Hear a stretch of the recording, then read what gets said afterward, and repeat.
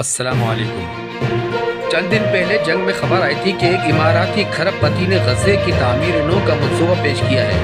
یہ منصوبہ عرب ممالک خصوصاً متحدہ عرب امارات، مصر، سعودی عرب، قطر اور اردن کی شرکت سے تیار کیا گیا ہے۔ منصوبے کا مقصد غزہ کی تباہ شدہ انفراسٹرکچر کو دوبارہ آباد کرنا ہے، جس میں ملبہ ہٹانا، بنیادی ڈھانچہ بحال کرنا اور فلسطینیوں کو ان کے گھر بار سے بے دخل کیے بغیر 5 سال میں تعمیر نو مکمل کرنا شامل ہے۔